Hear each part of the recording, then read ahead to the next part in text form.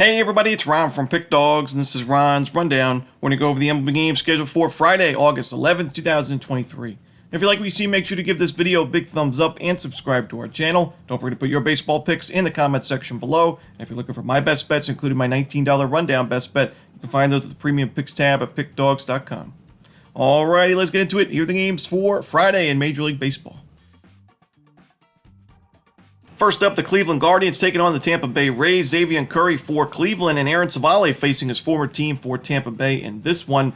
Now, when you look at both of these starting pitchers on paper, they look pretty solid with, good ERAs, sub-3 for both of them on the year, but the expected numbers are not great. And for me, I just don't understand why this total is set so low right now at 7.5 runs. I have regression concerns, honestly, in both of these starting pitchers.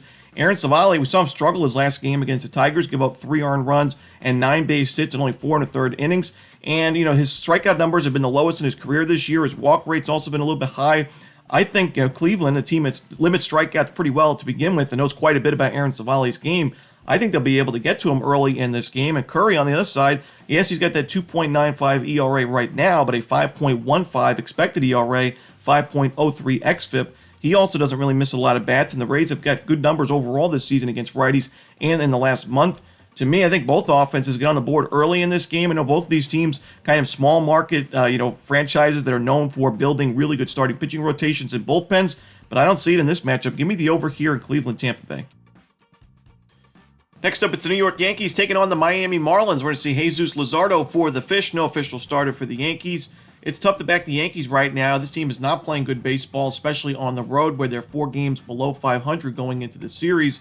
And it's tough to go against Jesus Luzardo when he's pitching at Lone Depot Park. Now, he struggled on the road this season like we saw in his last start against the Rangers, but at home he's got a sub-3 ERA, a 4-2 record, 2.64 ERA, 97 strikeouts, 78 1/3 innings of work, good control, limiting the home run ball at home as well. I think Luzardo's good enough here for the Fish to win this game. Give me Miami on the money line. Next up, it's the Boston Red Sox hosting the Detroit Tigers. Tarik Skubal and Chris Sale are your starters.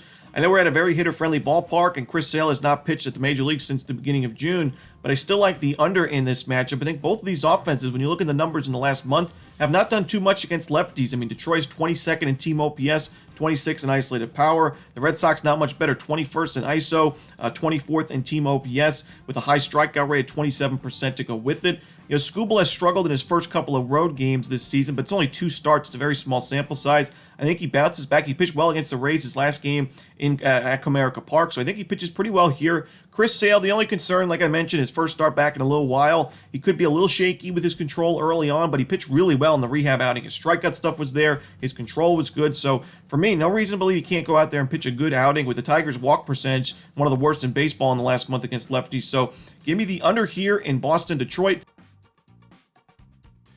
Next up, we see the St. Louis Cardinals taking on the Kansas City Royals. Adam Wainwright for St. Louis. We're going to see no official starter right now for Kansas City.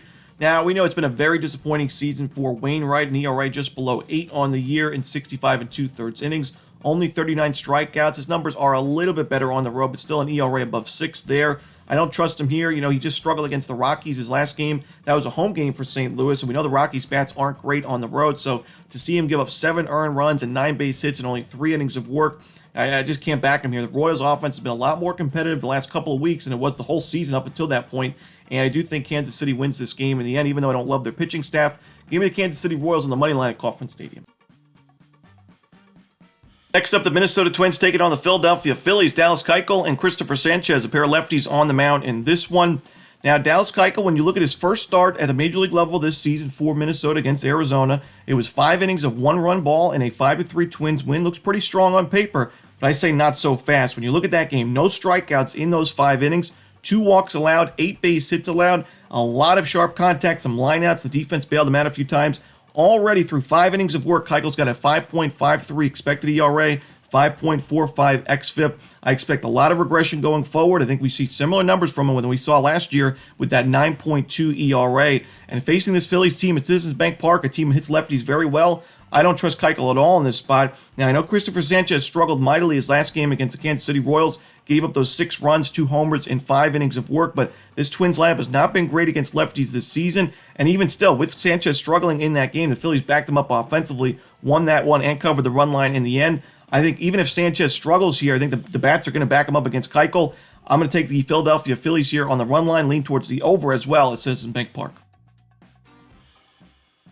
Next up, it's the Oakland A's taking on the Washington Nationals. Paul Blackburn and Jake Irvin are your starters.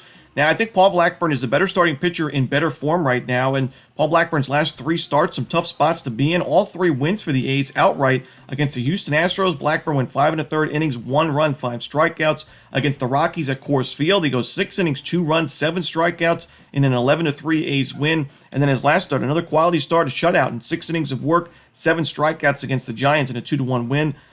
Jake Irvin has been struggling with the home run ball, especially giving up a lot of bombs. He's given up at least 2 or more bombs in 3 of his last 4 starts. Even though the Nationals bats have backed him up and have been able to win those games, I don't think it's going to be the case here against Blackburn. And when you look in the last month, the A's bullpen has the better ERA in the last 30 days. It's not too often you see the A's have a better bullpen than any other team in baseball at any point during the season, but that's been the case in the last 30. They've improved their numbers. Trevor May's been solid in the closing pitching role. Give me the Oakland A's here on the money line on the road. Next up, the Cincinnati Reds taking on the Pittsburgh Pirates. Andrew Abbott and Johan Oviedo are your projected starters. Now, I know Abbott has struggled a bit as of late. His last 2 starts against Chicago and Washington, giving up 10 earned runs combined. This is a much better matchup facing a Pittsburgh Pirates team that is really struggling against lefties. They're 28th in baseball in the last month in team OPS, dead last in isolated power. I think Abbott has a bounce-back start in this game.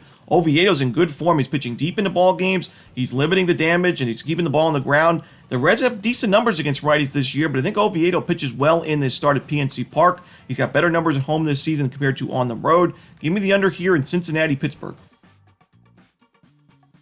Next up, the Chicago Cubs taking on the Toronto Blue Jays. No official starter for Toronto, but I do see Jose Barrios listed on ESPN, so he could be the starter here. Javier Assad going for Chicago. Assad's got a good ERA at 3.35, but the expected numbers aren't great. He has a very tough matchup against a very potent Blue Jays lineup. I think he struggles early on in this start, just like we saw him struggle a little bit against the Braves in his last game. He only went 3 2/3 innings, gave up 5 base hits, 2 runs, and a homer in that game with 2 walks to go with it.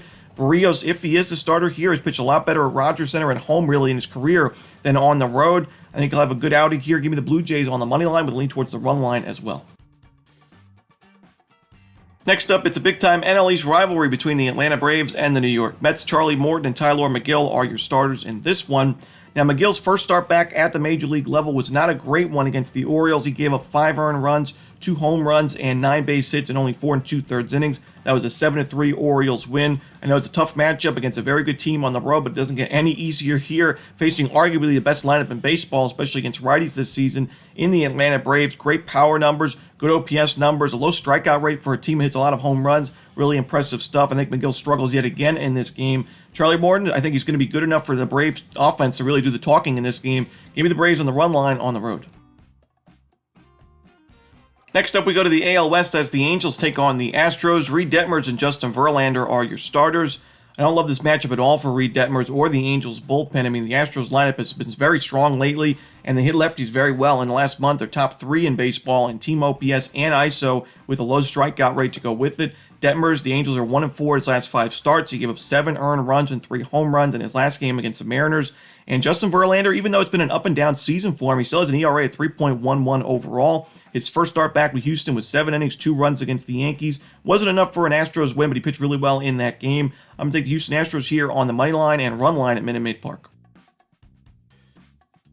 Next up, the Milwaukee Brewers taking on the Chicago White Sox. Corbin Burnes and Michael Kopech are your starters. To me, this is a pitching mismatch. I think Corbin Burnes is the much better and more consistent starting pitcher in this game. Corbin Burnes' last 5 starts, all quality starts for Milwaukee. Good strikeout numbers, keeping the ball on the ground, giving up only 1 home run in his last 5 games. His control's been a little bit shaky as of late, but Michael Kopech's given up 4 or more walks in 4 of his last 5 games. A lot of extra base hits and home runs to go with it. I think Milwaukee gets to him. In the last month, they have a top 10 highest walk rate against righties in baseball. Give me the Milwaukee Brewers here on the money line and the run line on the road. Next up, we see the San Diego Padres taking on the Arizona Diamondbacks. Blake Snell for San Diego. No official starter for Arizona, but I do see Ryan Nelson listed on ESPN, so he could very well be the starter. And he has struggled at Chase Field this season with an ERA above 8. Even his last game on the road, he gave up 6 earned runs against the Twins in a 12-1 Arizona loss. Overall, Arizona's just not playing great baseball. Neither are the Padres, but I do think Blake Snell's been one of the best starting pitchers in baseball in the last 2 months or so. So I do think he gives the Padres a pretty big advantage here. I like the Padres matchup against Nelson. I'm going to take San Diego Padres on the run line at Chase Field. Next up, it's the Baltimore Orioles taking on the Seattle Mariners. Pretty fun series, I think, this weekend between these two teams. You got one of the best teams in baseball record-wise right now in the Orioles, and then you got one of the best records since the All-Star break in the Seattle Mariners, who are playing pretty good baseball. And, Luis Castillo, his last start was obviously not a great start. He gave 7 earned runs against the Angels, 3 home runs as well, but he has struggled against Los Angeles. I've noticed this season, and he's also not been great on the road. He's been much better at T-Mobile Park, which makes sense as a pitcher-friendly ballpark. Castillo a sub-3 ERA there, 5-3 record with 77 in the third innings, 96 strikeouts. I think he bounces back here against the Orioles. Kyle Gibson, not really my favorite starting pitching option, even though he's been a profitable starting pitcher this year with that 11-6 record. He does have a pretty steep 4.5 ERA. The expected numbers aren't the best either. I do think Seattle gets to him in this one. I'm going to take the Seattle Mariners on the money line. Next up, the Colorado Rockies taking on the Los Angeles Dodgers. Austin Gomber and Lance Lynn are your starters. Now, I know it's the Dodgers, a very good lineup against lefties. They're in good form right now. But Austin Gomber's been pitching pretty well. We've talked about it a few times, how he's made some improvements to his game. His last 6 starts, a sub-3 ERA. Not earning a ton of strikeouts, but his control's been really good, keeping the ball on the ground, limiting sharp contact and home runs. I think he pitches pretty well in this game. I still think the Dodgers win this game and probably cover the run line in the end, but I wouldn't want to lay that minus 280, 290 price on the money line or lay negative odds on the run line.